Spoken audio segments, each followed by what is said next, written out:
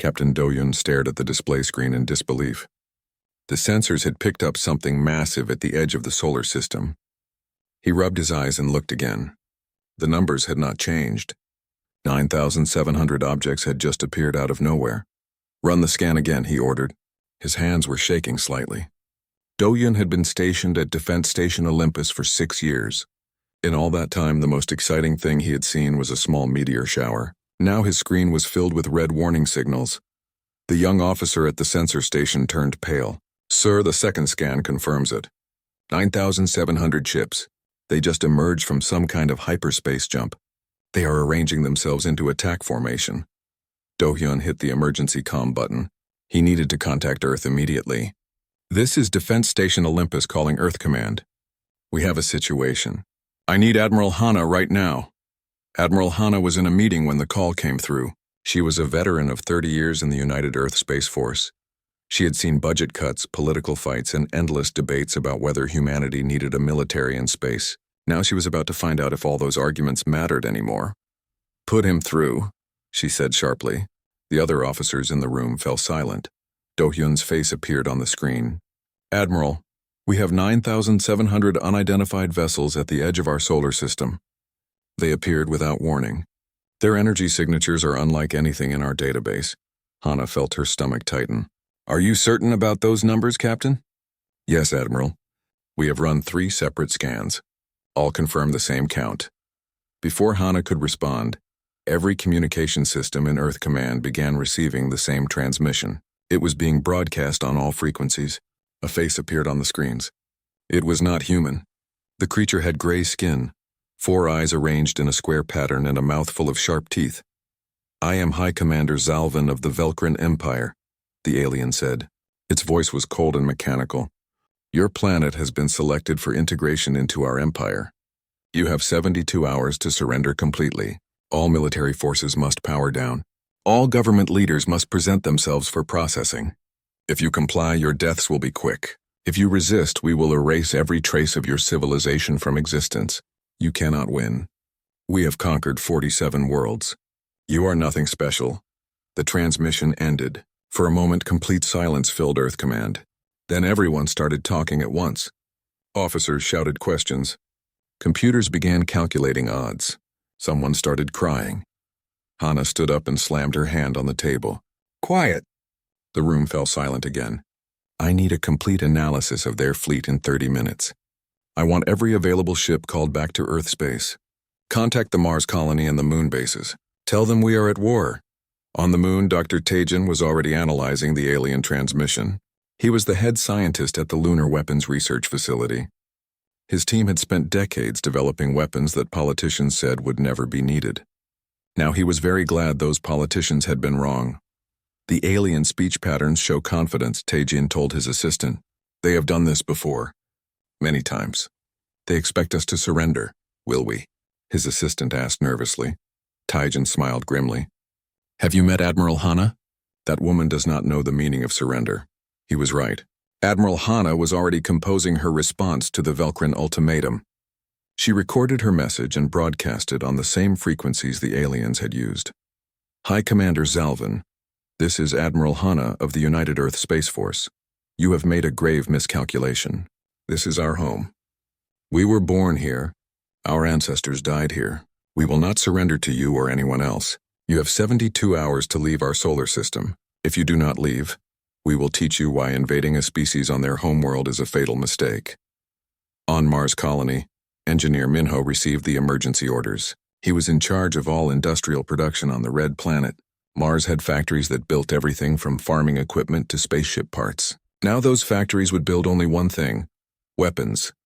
"Convert everything," he ordered his staff. "I do not care what we were building before. From this moment we build missiles, ammunition, and armor plating. Work in shifts around the clock. Sleep when you are dead." Lieutenant Nari was aboard the carrier ship Indomitable when the alert came through. She was a fighter pilot, one of the best in the fleet.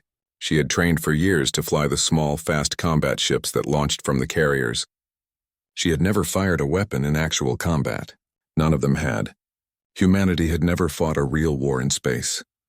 "All pilots to the briefing room," the announcement blared through the ship. Nari ran down the corridor with the other pilots. Their faces showed a mixture of fear and excitement. The briefing officer was blunt. "We are outnumbered nearly 100 to 1. The enemy has better shields and more powerful weapons. By all calculations, we should lose this fight. But we have 3 advantages. First, we are fighting for our families. Second, we are fighting on our home ground. We know this solar system better than they do. Third, humans have one talent that has kept us alive for millions of years. We adapt, we find ways to survive. Today, we will show these aliens what that means." As the Velcrin fleet began moving toward Earth, they detected the human response. Hundreds of small ships were launching from Earth, from the Moon, from Mars, from the asteroid belt. The Velcrin tactical officers laughed. The human fleet was tiny compared to their own. High Commander Zalvin watched the human ships on his display. "They are brave," he said to his officers. "I will give them that. But bravery without power is meaningless. Begin the advance. Target any ship that comes within weapons range. Show them the price of defiance." The Velcrin fleet moved forward in perfect formation. They had done this so many times before. It always ended the same way. The defender would realize they could not win. They would beg for mercy. The Velcrin would grant them a quick death instead of a slow one. It was almost boring. But High Commander Zalvin did not know that Captain Do-hyun had just sent a coded message to all human forces. The message contained 2 words: Protocol Hammer. In the asteroid belt, hundreds of mining ships that had been working peacefully just days ago suddenly changed their programming. These ships were designed to move large rocks. They had powerful engines that could push asteroids weighing millions of tons. Now those engines activated at full power. The mining ships began accelerating. They were not flying toward the Velcrin fleet in a normal way. They were accelerating to incredible speeds, 15% of light speed. At that velocity, even a small rock became a devastating weapon. The kinetic energy was enormous. The Velcrin sensors detected the incoming objects too late. Their shields were designed to stop energy weapons and small projectiles. They were not designed to stop multi-ton objects moving at relativistic speeds. The asteroid slammed into the Velcrin formation like hammers striking glass. Ships exploded. Shields collapsed. The perfect Velcrin formation dissolved into chaos. In the span of 20 minutes, 847 Velcrin vessels were destroyed or disabled. High Commander Zalvin stared at his display in shock. "What just happened?" he shouted. "How did they destroy so many ships?" His tactical officer was equally confused. "Sir, they used rocks. Simple rocks accelerated to extreme velocity. We had no defense against such primitive weapons." Zalvin felt something he had not felt in decades: fear. These humans were not fighting like any species he had encountered before. They were using tactics that made no sense. Sacrificing mining equipment as weapons, fighting with rocks when they should be using lasers and missiles. "Maintain the advance," he ordered. This was just a lucky strike. They cannot possibly have many more tricks. He was very, very wrong. The Velcrin fleet regrouped after the asteroid attack. High Commander Zalvin was furious but not defeated. He had lost 800 ships, but he still had thousands more. The humans had surprised him once. It would not happen again. "All ships maintain maximum shield power," he ordered. "Destroy any object that approaches our formation. I do not care if it is a rock or a ship. Blast it to dust." The fleet continued toward Earth. They were more cautious now, but still confident. Numbers were on their side. The human fleet was small. Victory was still certain. Lieutenant Nari sat in the cockpit of her fighter. She was part of a squadron of 48 fighters attached to the carrier Indomitable. Around her, the other pilots were checking their weapons and systems. Everyone was nervous. They had trained for this, but training and real combat were very different things. "All fighters, this is squadron leader." The voice came through her helmet. "We're going to hit them fast and run. Do not try to be a hero. Our job is to confuse them and slow them down. Fire your missiles and get out. We cannot win a straight fight against their big ships." Nari felt her heart pounding. She took a deep breath and focused on her controls. The fighter was small, fast, and armed with 6 missiles. Against a Velcrin warship that was hundreds of times larger, it seemed like a joke. But 48 fighters launching 288 missiles at once might do some damage. "Launch in 30 seconds, the squadron leader said.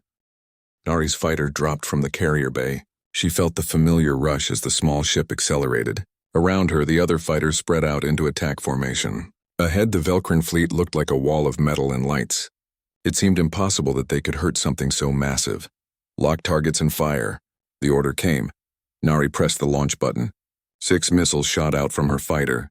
All around her, hundreds of missiles streaked toward the Velcrin ships. The missiles were not very powerful individually, but they were fast and hard to track. The Velcrin point defense systems opened fire. Laser beams and plasma bursts filled the space between the fighters and the warships. Missiles exploded before reaching their targets, but some got through. Nari saw explosions blossom on the hull of a Velcrin cruiser. It was not enough to destroy the ship, but it was damage. Break off! Break off! The squadron leader shouted. Nari pulled her fighter into a tight turn. The G-forces pressed her back into her seat. Behind her, a Velcrin plasma bolt passed through the space where she had been a second earlier. She pushed her engines to maximum and raced away from the enemy fleet. She checked her scanner. 48 fighters had launched. Only 39 were returning. 9 of her squadron mates were dead. The attack had lasted less than 3 minutes. Back on the carrier, Nari climbed out of her fighter. Her legs were shaking. The squadron leader gathered the surviving pilots for a quick debriefing. "Good work," he said. "We confirmed hits on 15 targets. That is not much, but we are proving something important. They can be hurt. They can be made to bleed. And every time we make them bleed, we learn something new about how they fight."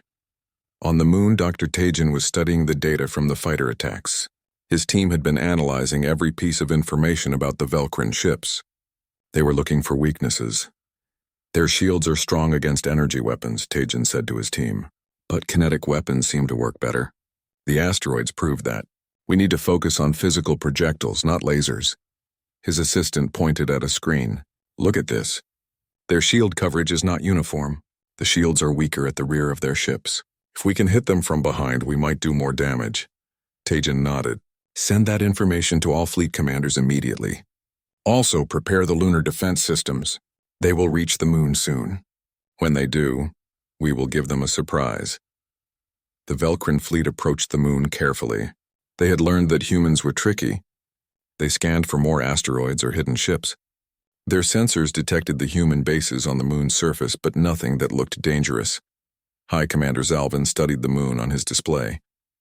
"A primitive satellite," he said. "They have some mining colonies there. Nothing to worry about. Some of our ships will break off and destroy those bases. The rest will continue to Earth." 200 Velcrin ships moved toward the moon. They planned to bombard the human bases from orbit. It would be simple and quick. Captain Do-hyun was now on the moon, coordinating the defense. He watched the Velcrin ships approaching and smiled grimly. "Wait until they are in optimal range," he said. "Let them get close." The Velcrin ships moved into position above the lunar surface. They began targeting the human installations with their weapons. Plasma beams struck the moon, blasting craters into the gray dust. "Now," Do-hyun said quietly. The moon's surface erupted. Massive panels slid open, revealing hidden installations beneath. Magnetic railguns built over decades in secret emerged and locked onto the Velcrin ships. These weapons used electromagnetic force to launch metal projectiles at incredible speeds.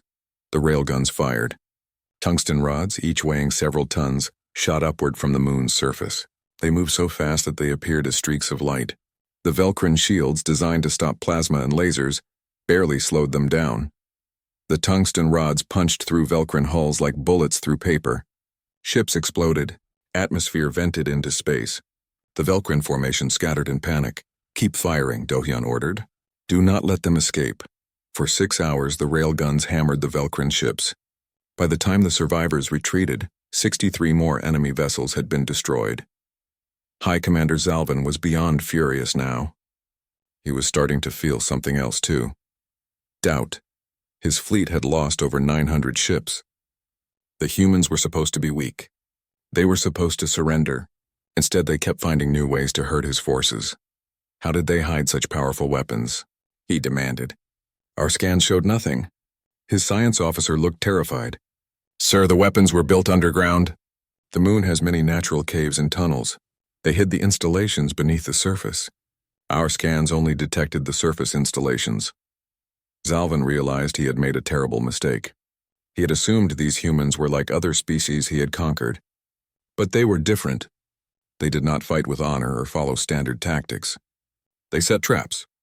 They used their environment as a weapon. They sacrificed their own ships without hesitation if it meant destroying enemy vessels. On Mars, Minho's factories were working at maximum capacity. Every hour, new missiles rolled off the production lines. Automated cargo ships carried the weapons to the fleet. Human workers slept in shifts, grabbing a few hours of rest before returning to their stations. "We need more," Minho told his exhausted staff. "The fleet is burning through ammunition faster than we can supply it. Double shifts? Triple shifts if you can manage it. I know you are tired. I am tired too. But our families are on Earth. If we fail, they die. So we do not fail." Admiral Hana was coordinating everything from Earth Command. She barely slept.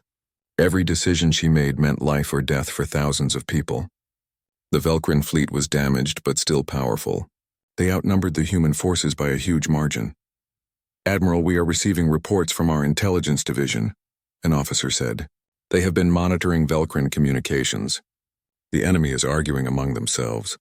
Some want to retreat. Others want to push forward.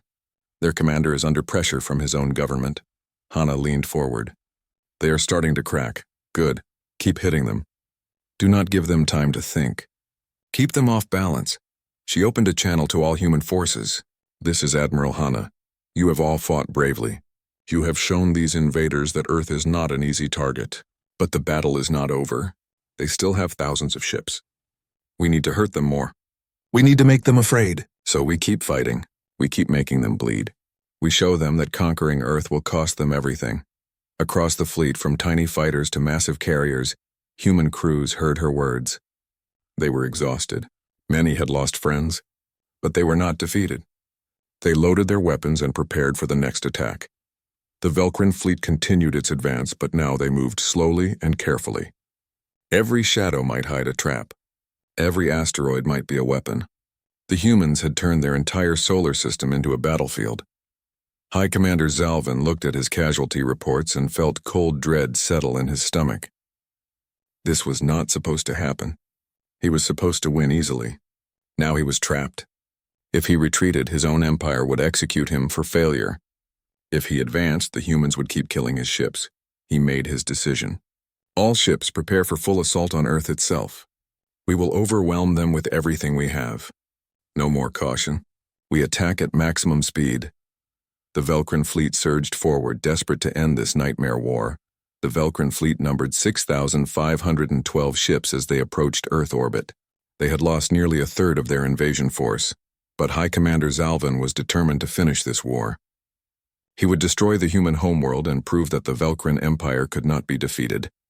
"All weapons target population centers," Zalvin ordered. "Prepare bombardment patterns. We will burn their cities and break their will to fight." Captain Do-hyun was back aboard Defense Station Olympus. The station had taken damage from earlier skirmishes, but it was still operational. He watched the Velcrin fleet approaching and knew this would be the final battle. Either humanity would survive, or they would be extinct by tomorrow. "All defense platforms report ready," his tactical officer said. "We have also received reinforcements from Mars. Engineer Minho sent us 200 automated warships." Do-hyun nodded. The automated ships were controlled by advanced AI. They were not as flexible as human crewed vessels, but they could absorb damage and keep fighting. Every ship mattered now. Admiral Hana broadcast a message to all human forces. "They are coming with everything they have. We expected this. We prepared for this. Today we defend our home. Today we show the universe what humans are capable of. Fight well, fight hard, make them pay for every meter of space." The Velcrin fleet opened fire first. Thousands of plasma beams and missiles streaked toward the human defensive positions. The space around Earth lit up with explosions. Human ships returned fire, their weapons blazing. Lieutenant Nari launched from the Indomitable with her squadron. Only 7 pilots remained from the original 48. They had been reinforced with replacement pilots, but the new ones were nervous and inexperienced.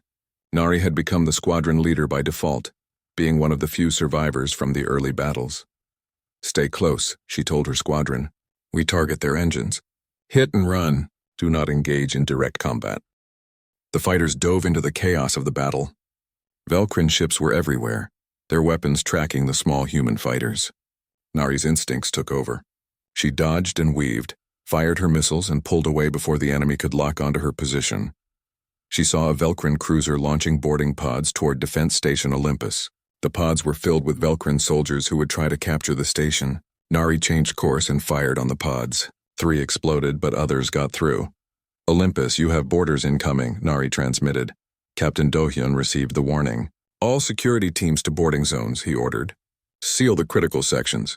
Do not let them reach the command center." The Velcrin boarding pods crashed into the station's hull. Metal tore open. Velcrin soldiers poured through the breaches, wearing armored suits and carrying energy weapons. They moved in tight formations, trained and disciplined, but they were not prepared for what they encountered. Human soldiers had been waiting in ambush. The corridors of the station became a killing ground. The humans used tactics learned from centuries of warfare on Earth. They used cover, crossfire, and traps. The Velcrin were better equipped, but the humans were fighting on their own territory. One Velcrin soldier managed to send a transmission before being killed. "These humans are insane. They fight like cornered animals. They do not retreat even when wounded. How do you defeat an enemy that refuses to accept death?" Dr. Tajan was managing the lunar railgun systems.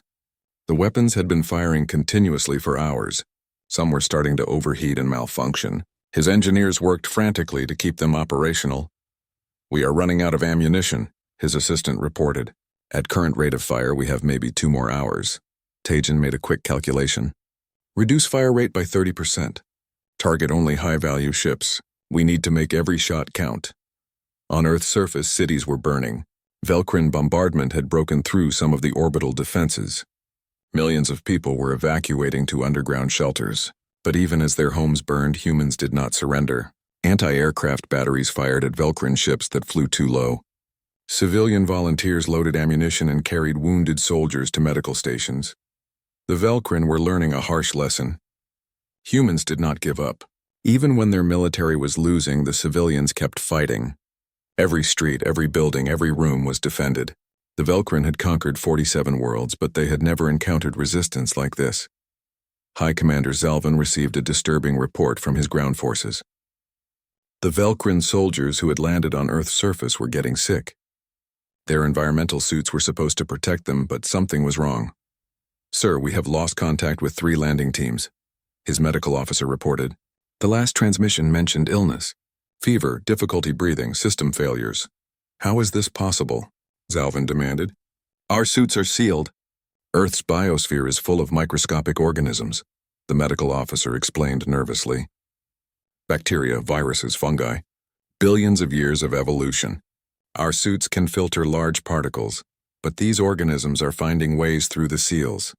Even a microscopic breach is enough. Once inside the suit, they multiply rapidly. Earth's biology is incompatible with ours. It is attacking our soldiers at the cellular level." Zalvin felt a cold horror settle over him. Even if he destroyed every human military force, his soldiers could not occupy the planet. Earth itself was poison to his species. This entire invasion was pointless, but he could not retreat. The Velcrin Empire would execute him for failure. His only option was to destroy Earth completely. If his empire could not have this world, then no one would. "Prepare the planet-killer weapons," Zalvin ordered quietly. His officers stared at him in shock. Planet-killer weapons were used only in the most extreme circumstances. They were massive fusion bombs designed to crack a planet's crust and render it uninhabitable for thousands of years. "Sir, are you certain?" his second-in-command asked. "This will destroy the planet completely. There will be no resources to claim, no territory to occupy." "I do not care," Zalvin said coldly. "These humans have humiliated us. They have cost us thousands of ships. They will not be allowed to survive. Charge the weapons. Target the planet's core." A Velcrin officer named Corvin listened to this order with growing horror. He had been a soldier for 20 years. He had followed orders without question. But this was different. This was genocide on a massive scale. The humans were fighting to defend their home. That was not evil. That was survival. Corvin made a decision that would change the course of the war. He left his post and ran to an escape pod. His hands shaking, he programmed the pod to head toward the human fleet. He activated the emergency beacon and set the message to repeat. "I am a Velcrin officer. I have information about planet-killer weapons. Do not fire on this pod." The pod launched and raced away from the Velcrin flagship. Human sensors detected it immediately. Several commanders wanted to destroy it, assuming it was a trick. Admiral Hana made the call. Let it approach. Scan it for explosives. If it is clean, bring it in. The pod docked with a human cruiser. Security teams surrounded it with weapons ready. The hatch opened slowly. Corvin stepped out, his 4 eyes wide with fear. He had removed his armor, wearing only a basic uniform to show he was unarmed. Please, he said in broken English learned from intercepted transmissions. I have information. Your world in danger. Big weapons. Planet killers. My commander will destroy everything. The security team grabbed him roughly, but Admiral Hana's voice came through the speakers. Bring him to me. Now. 15 minutes later, Corvin was in a video call with Admiral Hana. He told her everything. The planet killer weapons. The plan to destroy Earth. The location of the weapons on the Velkrin flagship. Hana listened carefully. Why are you telling me this? You are betraying your own people. Corvin looked directly at the camera. What my commander plans is not war. It is murder. You fight for your families. That is honorable. We came to take your home. That is not honorable. I cannot be part of genocide. I will accept whatever punishment you give me. But please stop those weapons. Hana studied the alien's face. She saw genuine remorse there. If you are lying to me, I will personally throw you out of an airlock. But if you are telling the truth, you may have just saved billions of lives. She turned to her staff. Get me every ship captain, every squadron leader, every station commander. We are about to do something very dangerous and very stupid. We are going to attack the Velkrin flagship directly. Captain Do-hyun received the orders and whistled softly. A direct assault on the flagship. That is suicide. Yes, Hana replied. But it is necessary suicide. The planet killer weapons are charging. We have maybe 6 hours before they can fire. We cannot evacuate Earth's population in 6 hours. So we go to the source and destroy it. Lieutenant Nari heard the orders over her helmet radio. Her squadron was down to 3 fighters now. Most of the others had been destroyed in the continuous fighting. But when she heard what was needed, she did not hesitate. My squadron volunteers, she said. We will clear a path for the assault ships. All across the human fleet, the same response came back. Volunteer after volunteer. Everyone knew it was a suicide mission. Everyone knew most of them would not survive. But they all volunteered anyway because it was their families on Earth, their children, their future. Admiral Hana felt tears in her eyes as she listened to the responses. These brave people were willing to die for others. That was the human spirit. That was why they would win. All units, this is Admiral Hana. Operation Spear begins in 30 minutes. May whatever gods you believe in watch over you all. 3,000 human ships gathered for the assault. They ranged from massive carriers to tiny fighters. Some were military vessels built for war. Others were civilian ships hastily armed with whatever weapons could be mounted. Cargo haulers carried missiles instead of supplies. Passenger shuttles had laser cannons welded to their hulls. Every ship that could fly and fight was part of Operation Spear. Captain Do-hyun stood on the bridge of a small corvette named Defiant. It was not a large ship, but it was fast and carried a special cargo. Dr. Taejin had loaded the ship with enough antimatter to destroy a small moon. If Do-hyun could get close enough to the Velkrin flagship, the explosion would tear through the enemy command center. This is a one-way trip, Do-hyun told his crew of 15 volunteers. The moment we arm the antimatter, we will have about 90 seconds before detonation. That is not enough time to escape. Anyone who wants to leave, do it now. I will not think less of you. None of the crew moved. They had all volunteered knowing the mission was suicide. A young officer named Jiho spoke for all of them. Captain, we stay with you. If our deaths save Earth, then they have meaning. Do-hyun felt a lump in his throat. Then let us make sure our deaths count for something. Lieutenant Nari and her remaining 2 pilots flew ahead of the assault fleet. Their job was to find the weakest point in the Velkrin defensive screen. Behind them came 200 more fighters, all volunteers, all knowing they probably would not return. Scanning the enemy formation, Nari said, her voice steady despite her fear. I am seeing heavy concentration of ships on the flagship's forward arc. The rear is less protected. Recommend attack vector from below and behind. Admiral Hana's voice came through. Confirmed, Lieutenant. All ships follow attack vector Delta 7. Fighter squadrons, you are our spear point. Clear the path. The fighter swarm accelerated toward the Velkrin fleet. They moved so fast that the Velkrin targeting systems had trouble tracking them. Missiles launched from the fighters streaked into the enemy formation. The Velcrin ships returned fire with plasma beams and explosive shells. Space became a nightmare of light and death. Nari watched her scanner as dozens of friendly icons winked out. Pilots she had trained with. Friends she had shared meals with. All dying to open a corridor for the main assault. She gritted her teeth and kept flying. Her two wingmates stayed close, firing their weapons and dodging enemy fire. "Path is clearing," she transmitted. "Assault ships, move now!" The 3,000 human ships surged forward. They formed a wedge with the fastest ships at the front, and the heavily armored vessels protecting the flanks. At the center of the formation, Captain Do-hyun's corvette flew toward its destiny. The Velcrin fleet realized what was happening. High Commander Zalvin saw the human formation driving straight toward his flagship.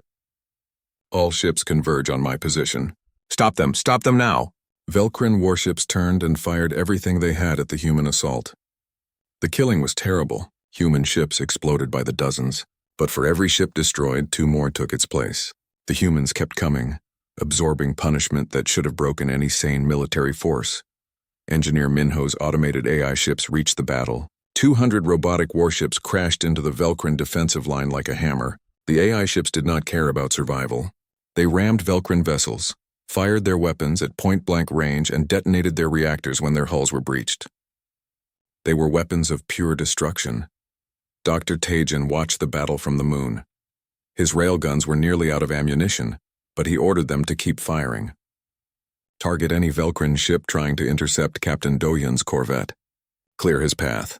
Tungsten rods shot from the lunar surface, crossing the distance between the moon and the battle zone in seconds. They slammed into Velcrin ships, punching through armor and disabling engines. It was not enough to stop all the enemy ships, but it created confusion and chaos. On Earth's surface, billions of people watched the battle on screens and displays. They saw the lights in the sky as ships exploded. They saw their military fighting against impossible odds. In cities and towns, in shelters and bunkers, people held each other and prayed for miracles. Captain Do-hyun's corvette took a glancing hit from a plasma beam. The ship shook violently. Sparks flew from control panels. A fire started in the engine room but was quickly extinguished. Do-hyun checked his systems. They were damaged but still functional. "We are still flying," he said. "Keep going." Lieutenant Nari's fighter squadron reached the edge of the Velcrin flagship's defensive perimeter. Only 40 fighters remained from the original 200. The cost had been horrific, but they had cleared a corridor. Now they had one more job. "All fighters target the flagship's point defense turrets," Nari ordered. "Captain Do-hyun needs a clean approach." The fighters dove at the massive Velcrin flagship. It was 10 times larger than any human ship, bristling with weapons. The fighters were like insects attacking a dragon. But they were brave insects. They fired missiles at the turrets, destroying the defensive weapons one by one. Nari's fighter took a direct hit. Warning alarm screamed. Her controls were not responding. "I am hit," she transmitted calmly. "Engines dead. Weapons offline. Eject, eject!" One of her wingmates shouted. "No time," Nari said. Her fighter was tumbling toward the flagship. She could not control it, but she still had one working system, the self-destruct. "Tell my family I love them." She triggered the self-destruct. Her fighter exploded just meters from the flagship's hull. The blast destroyed 3 more defensive turrets. It was a tiny victory, but it opened the path Captain Do-hyun needed. "Thank you, Lieutenant," Do-hyun whispered, even though Nari could no longer hear him. His corvette flew through the gap Nari had created. Around him, the battle raged. Human ships were dying, but they were also destroying Velcrin vessels. The exchange rate was horrible, but it was working. The humans were getting closer to the flagship. Do-hyun checked his distance. 3 kilometers to optimal detonation range. His ship was falling apart around him. Crew members shouted damage reports. Systems were failing. They would not make it much farther. "Arm the antimatter," Do-hyun ordered. Dr. Tajin's device activated. The antimatter containment field became unstable. 90 seconds until detonation. The countdown appeared on every display in the ship. "Sir, the Velcrin flagship is trying to move away," the helmsman reported. "Follow it," Do-hyun said. "Stay close. Do not let it escape." The corvette pushed its damaged engines to maximum. Black smoke poured from the hull, but the ship kept flying, kept closing the distance. 2 kilometers. 1 kilometer. High Commander Zalvin saw the human ship approaching on his display. He realized what it was. A bomb, a suicide attack. Shoot it down! Someone destroy that ship. Velcrin guns turned and fired. Energy beams struck the corvette from multiple directions. The ship's shields collapsed. Armor melted. Hull plates tore away. But the ship kept coming because Captain Do-hyun kept flying. His hands gripped the controls even as fire spread through the bridge. 30 seconds, Jiho said, his voice amazingly calm. Tell Admiral Hana the package is being delivered, Do-hyun said. He sent the transmission with his last working comm system. On the Indomitable, Admiral Hana received the message. Tears ran down her face. All ships, pull back! Get clear of the flagship now. The human assault fleet turned and accelerated away from the Velcrin flagship. They had lost over 2,000 ships, but the survivors raced away at maximum speed. Captain Do-hyun looked at his crew one last time. They were all bleeding, all burned, all dying, but they were smiling. They had done their job. Earth would survive. It has been an honor serving with you, Do-hyun said. Honor is ours, Captain, Jiho replied. The countdown hit 0. The antimatter containment field collapsed. Matter and antimatter met in a catastrophic annihilation reaction. The explosion was brighter than a small sun. It consumed Captain Do-hyun's corvette instantly. Then it reached the Velcrin flagship. The flagship's shields held for approximately 3 seconds. Then they overloaded and collapsed. The explosion tore into the ship's hull, ripping through armor like paper. The blast reached the flagship's main reactor. The reactor destabilized and added its own energy to the destruction. High Commander Zalvin had one moment to realize his mistake. He had underestimated humans. He had thought they were weak because they had not conquered other worlds. He had not understood that a species fighting for survival on their own home ground was the most dangerous enemy possible. Then the explosion reached him, and he ceased to exist. The flagship disintegrated. 97 nearby Velcrin capital ships were caught in the blast wave. They were torn apart or crippled. Hundreds more ships were damaged. The entire Velcrin command structure was gone in an instant. Admiral Hana watched the explosion on her display. She felt both grief and triumph. Captain Do-hyun was dead. Lieutenant Nari was dead. Thousands of brave soldiers were dead. But Earth still lived. Status report, she ordered, her voice rough with emotion. The Velcrin flagship is destroyed, the tactical officer reported. Enemy fleet is in disarray. They have lost all command coordination. Some ships are retreating. Others are continuing to fight. Some are firing on each other, Admiral. Hana leaned forward. They are fighting among themselves? Yes, Admiral. Without central command, the fleet is fragmenting. Different commanders are giving contradictory orders. It looks like some want to continue the battle while others want to retreat. The disagreement has turned violent. Admiral Hana allowed herself a small smile. Then we let them destroy each other. Order all human forces to pull back to defensive positions. Do not engage unless fired upon. Let them tear themselves apart. The surviving human ships withdrew. They had started with 3,000 vessels. Less than 700 remained. But they had succeeded. The planet-killer weapons would never fire now. The Velcrin fleet tore itself apart over the next 6 hours. Without High Commander Zalvin and the unified command structure, the surviving officers could not agree on what to do. Some wanted revenge for their fallen commander. Others wanted to retreat before more ships were lost. The arguments turned into accusations. The accusations turned into violence. Admiral Hana watched from Earth Command as Velcrin ships fired on each other. It was almost sad. These aliens had traveled across the galaxy to conquer Earth, and now they were destroying themselves. She felt no pity for them. They had started this war. They had killed millions of humans. Whatever happened to them now was justice. Admiral, the Velcrin are broadcasting on multiple frequencies, a communication officer reported. It sounds like different factions trying to claim command authority. None of them are agreeing with each other. Let them fight, Hana said. But keep scanning for any ships that try to approach Earth. If they come toward us again, we destroy them. On what remained of the Velcrin fleet, chaos reigned. Commander Vexen, who had been Zalvin's second officer, tried to rally the Yao. Ships. All vessels, this is Commander Vexen. I am assuming command. We will continue the mission. We will avenge High Commander Zalvin and destroy the human homeworld. But Commander Crane, who led a different battle group, immediately responded. Vexen, you have no authority. The fleet has lost over 9,000 ships. We must retreat and report to the Empire. Further combat is suicide. Retreat is cowardice, Vexen shouted back. The Empire will execute us if we return defeated. The Empire will execute us if we lose the entire fleet, Crane argued. As they argued, other commanders joined in. Some supported Vexen, others supported Crane, still others proposed their own plans. The communication channels became a chaos of competing voices. And while the officers argued, the lower-ranking crews made their own decisions. Ship by ship, Velcrin vessels began leaving the battlefield. Some joined larger groups for protection. Others fled alone, desperate to escape the nightmare that Earth had become. The mighty invasion fleet dissolved like ice in the sun. Vexon, seeing his authority ignored, became enraged. You are all traitors. I will report you to the Empire. He ordered his ships to fire on the vessels that were retreating. The Velcrin civil war intensified. When the dust settled, only 17 Velcrin ships remained intact and capable of hyperspace travel. They were damaged and understaffed. Most of their crews were dead or wounded. The ships limped away from Earth's solar system and jumped to hyperspace, fleeing back to Velcrin territory. The Great Invasion was over.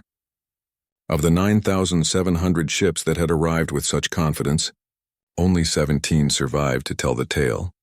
Admiral Hanna stood on the bridge of the carrier Indomitable and looked at Earth through the observation window. The planet was scarred, cities burned. Millions were dead, but Earth still spun peacefully in space, still blue and green and beautiful. Humanity had survived. Get me a casualty report, she said quietly.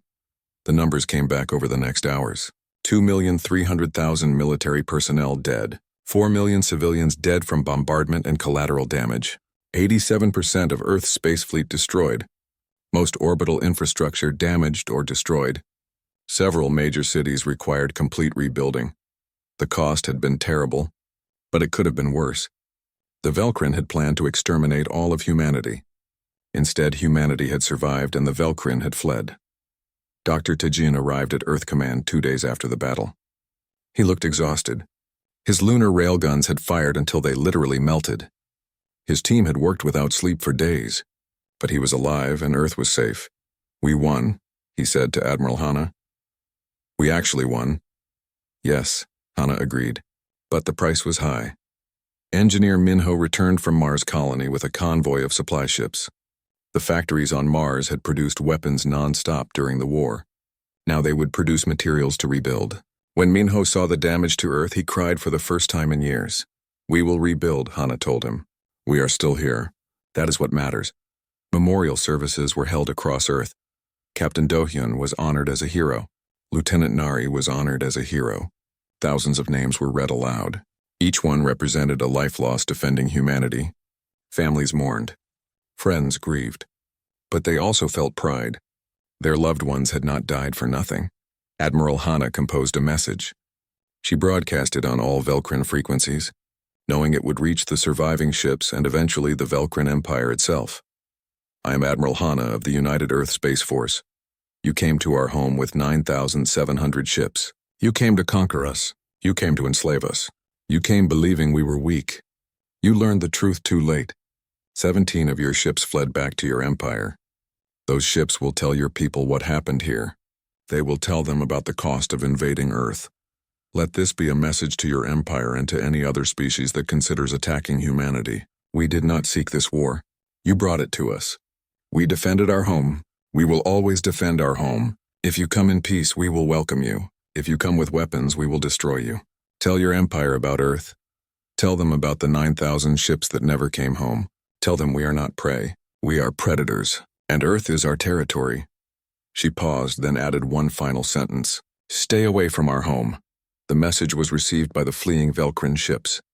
The crews listened in stunned silence. They had been part of a mighty empire that ruled hundreds of worlds.